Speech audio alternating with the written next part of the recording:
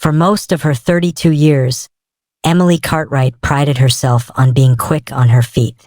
She was a marketing consultant in Toronto, Canada, juggling deadlines, navigating client drama, and cracking campaign strategies over lattes and sleepless nights. But lately, everything felt off. It started subtly. She would reread emails 3 times before hitting send. She forgot basic things like whether she'd turned off the stove. And worst of all, she second-guessed everything. The final straw came during a meeting with a client in Chicago.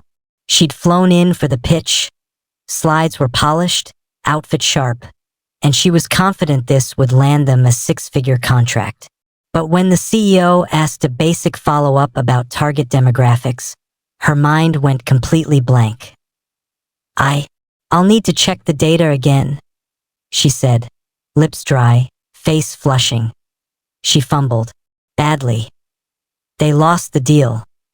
Back in her hotel room, Emily stared at herself in the mirror. This wasn't burnout. This was something deeper. A mental fog had settled in, and she couldn't shake it. She began spiraling. What if this was early cognitive decline? What if her brain was deteriorating? But a trip to the doctor and a full blood panel came back normal. No thyroid issues. No vitamin deficiencies. Not even elevated stress hormones. You're fine physically, the doctor had said, but maybe it's time to slow down or reassess how you're engaging with the world. Our minds need maintenance too, Emily. That night, she opened her laptop and typed, "Why do I feel mentally foggy even when I'm healthy?" The rabbit hole that followed changed her life. She stumbled upon research studies, TED Talks, and books on cognitive bias, mental fatigue, and most intriguing of all, critical thinking. Not the kind taught in college philosophy classes, but the practical, everyday type that helps you see through noise, question assumptions, and think clearly. The more she read, the more she realized she had stopped thinking. Really thinking. Instead, she was reacting, checking boxes, surviving, not questioning. So she made a decision. A radical one. She was going to reset her brain. Emily created a 30-day experiment called the Clarity Project. It would be her personal boot camp for critical thinking. Her first rule? No assumptions. About anything. Not people, not outcomes, not even her own thoughts. The second? Daily reflection. Every evening, she'd write about one belief or opinion she challenged that day. And the third? Practice spotting mental traps, confirmation bias, black and white thinking, emotional reasoning. Like landmines in her own mind, she started slow. On day 1, while standing in line at her favorite cafe in Toronto, she noticed a man ahead of her yelling at the barista. Her immediate thought, what a jerk. But then she paused. What did she know for sure? Only that he was upset, that he was yelling, that the barista looked flustered. Maybe he was a jerk, or maybe his mom just died. Or maybe he'd been given the wrong medication. That moment didn't fix him, but it fixed something in her. She caught herself applying curiosity instead of judgment. It felt light. Later that night, she wrote in her journal, maybe critical thinking isn't about being smart. Maybe it's about being honest, especially with yourself. By the end of week 1, Emily had filled 5 pages of her notebook with daily reflections. Some sharp, some rambling, but all honest. The process felt awkward at first, like stretching mental muscles that had long atrophied. She realized that most of her thoughts weren't really hers. They were absorbed, borrowed from headlines, friends, influencers, even childhood mantras. Work hard and don't question things. Trust your gut. If someone disagrees with you, they're probably wrong. Emily decided it was time to upgrade her mental operating system. She started by revisiting the basics of logic and reasoning, not from dusty textbooks, but through podcasts and YouTube channels recommended by other mental clarity nerds, as she called them. One particular channel broke down logical fallacies into bite-sized, animated examples. She binged it like a Netflix series. The next morning, She caught herself mid-rant about politics during brunch with her friend Daniel. She'd said something like, "Well, obviously, the government just wants to control everyone." Daniel raised an eyebrow. "Is that a fact? Or are you just making a sweeping generalization?" First, she bristled. Then she laughed. "You're right. That was lazy thinking." Daniel clinked his mimosa to her coffee mug. "Welcome to the club." From that day forward, Emily made it a rule. Whenever she had a strong opinion, she'd force herself to argue the opposite side for at least 5 minutes. Sometimes she still ended up believing her original position, but now it was with clarity, not blind conviction. Day 13 of the Clarity Project brought an unexpected test. Her niece, Maya, a fiery 10-year-old, had accidentally broken an heirloom vase during a visit. Emily's first instinct was fury. That was Grandma's. But instead of shouting, she paused.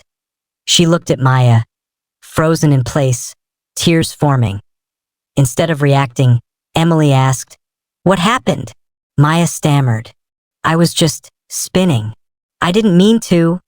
Instead of launching into a speech about respect or responsibility, Emily sat with her and said, "Accidents happen. Can we try to understand how we could prevent it next time?"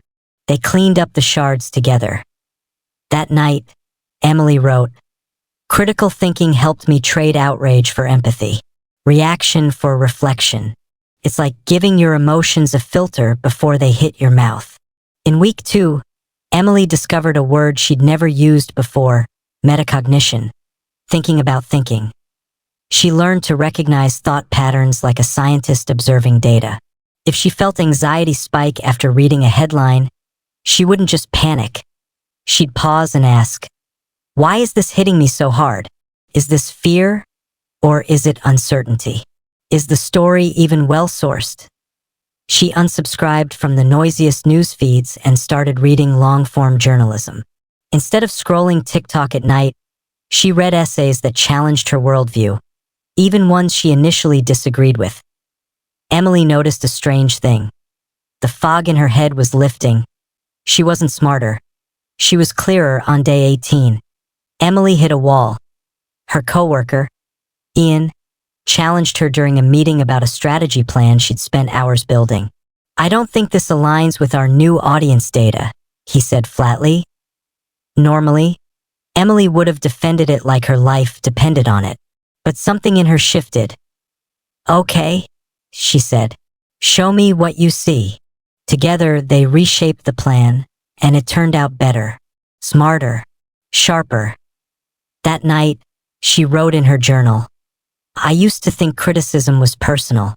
Now I see it as raw material for clarity, like friction that polishes your ideas." She realized critical thinking wasn't comfortable. It wasn't a spa day for the brain, it was a workout. But like any muscle, the more she used it, the stronger it got. Emily was 2/3 into her self-designed experiment when she noticed something startling. Her environment was louder than she'd realized. Not just in decibels. In opinions, notifications, judgments, and microwaved outrage. Every headline screamed. Every feed fought for her attention.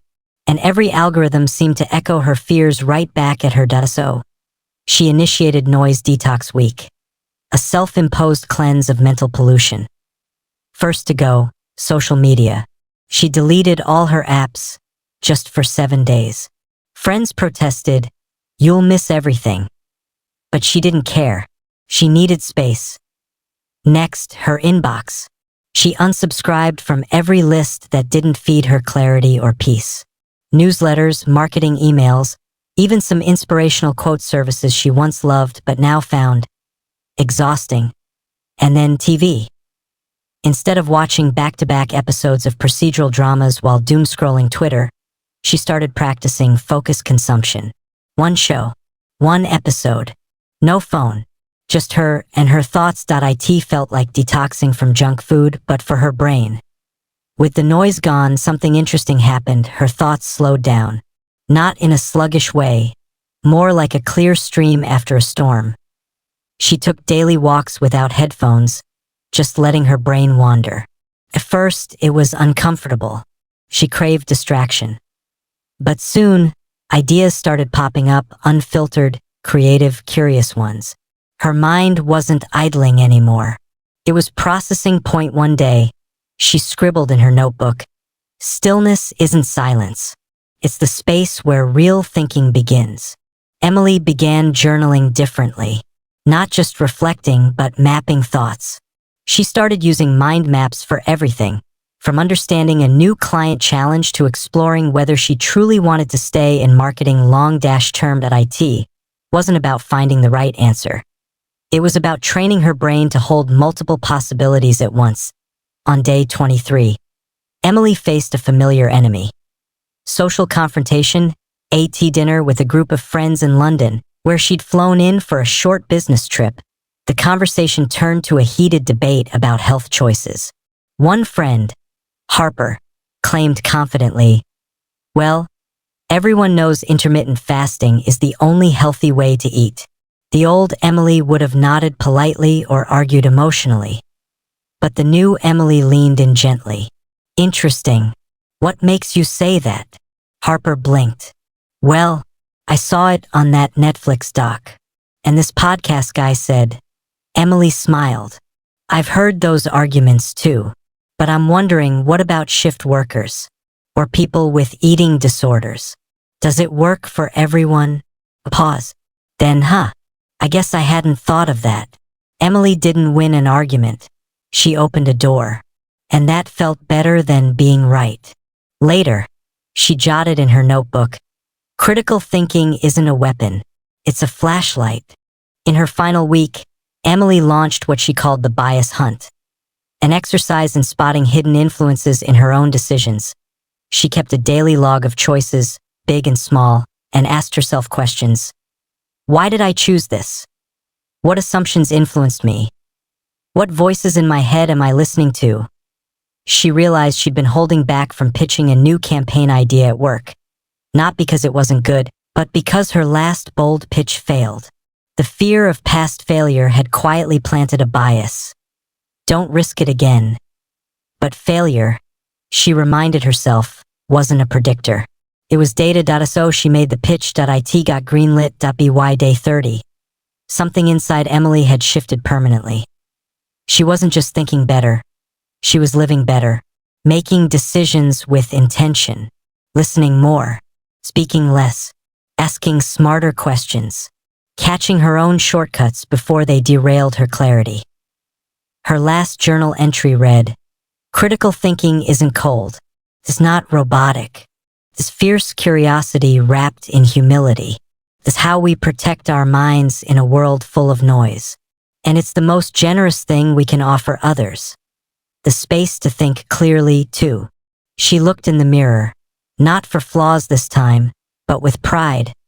The fog was gone, and in its place, light. Emily hadn't intended for her clarity project to go public. It was supposed to be personal, her little rebellion against mental fog.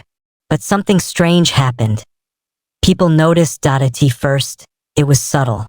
Her co-workers at the Toronto office began asking her how she stayed so calm under pressure. "You've changed," her colleague Nathan remarked during a group brainstorm. "In a good way, like you're filtering less noise and asking better stuff." Even her sister, Elise, who had always teased Emily for overthinking, sent a late-night text after a phone call. "You've gotten really good at seeing things from all sides. I need some of that. Can you teach me?"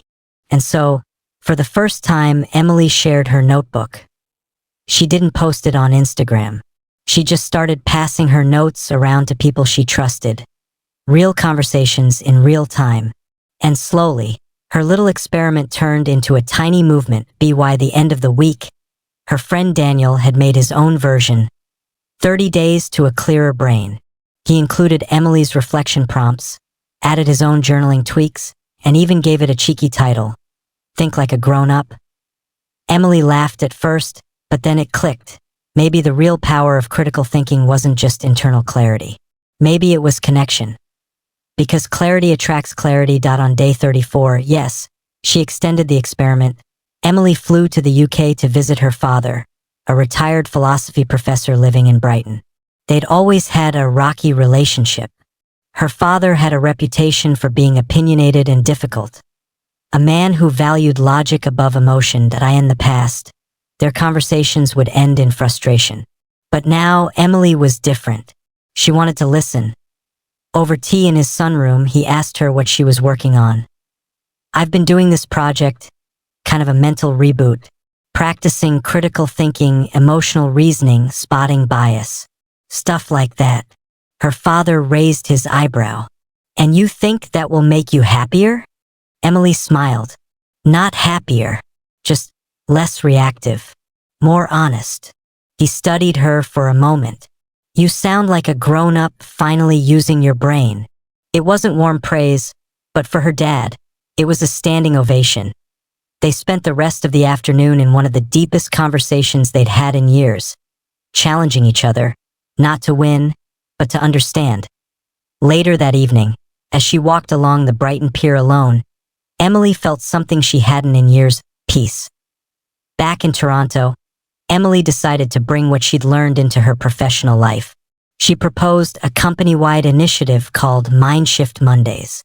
Every week, one employee would host a 10-minute session on a thinking skill, something they'd learned, read, or practiced that helped them be clearer thinkers. The first week, Emily kicked it off. Why we believe what we believe. She broke down cognitive distortions and invited the team to discuss one belief they held that they'd never questioned. What followed was a vulnerable, electric conversation, not about politics or hot takes, but about perception and personal growth. Weeks later, HR reported higher engagement and fewer conflicts in team dynamics. The CEO approached Emily after the fourth session and said, "You've started something. I hope you know that." She did, and she was just getting started. By day 45, Emily had quietly started seeing someone.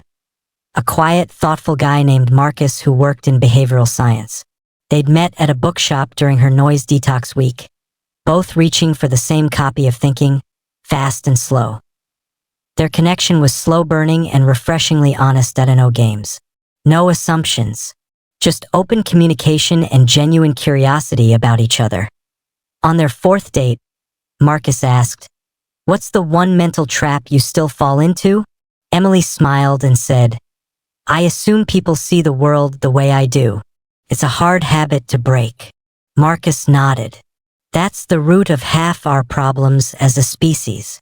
They laughed and then sat in silence, comfortable silence.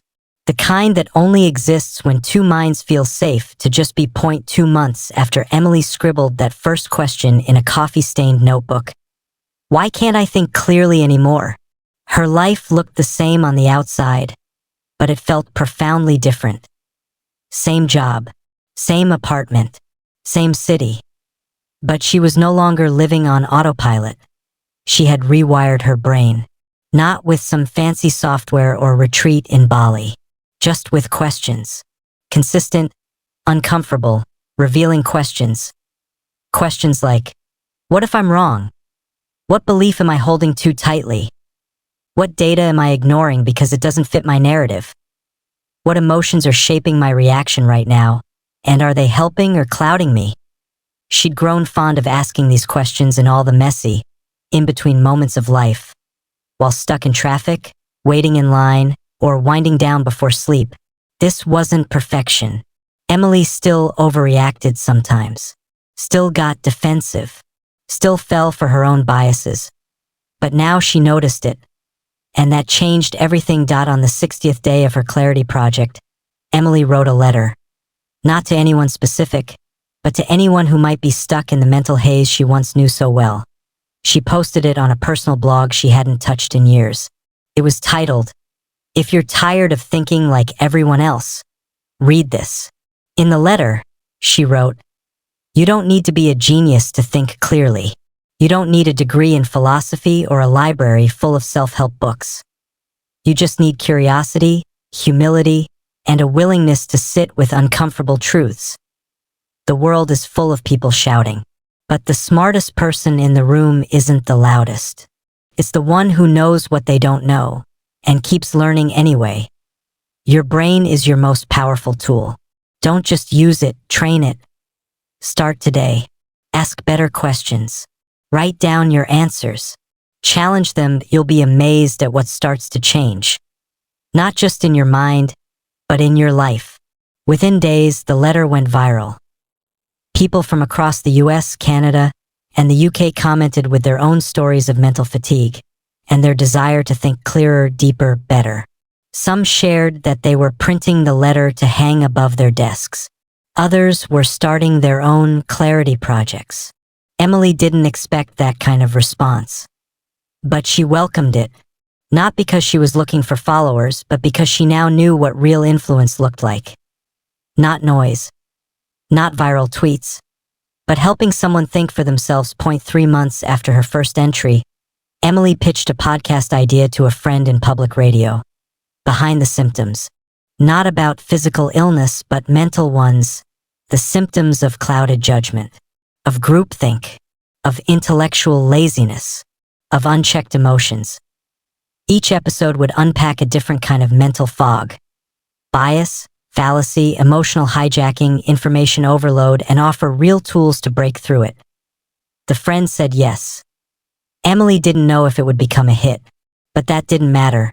Because she was no longer chasing clarity for validation, she was living it. If you've ever felt like Emily, tired, stuck, overwhelmed by opinions that aren't even yours, this story is your sign. Not to burn it all down, but to pause. Step back from the noise, and to begin asking better questions, because critical thinking isn't about being right, it's about being real. It's not just what protects your brain from misinformation, manipulation, and mental burnout. It's what sets you free. So start your own clarity project. Write one question today, and let that be the first step back to yourself.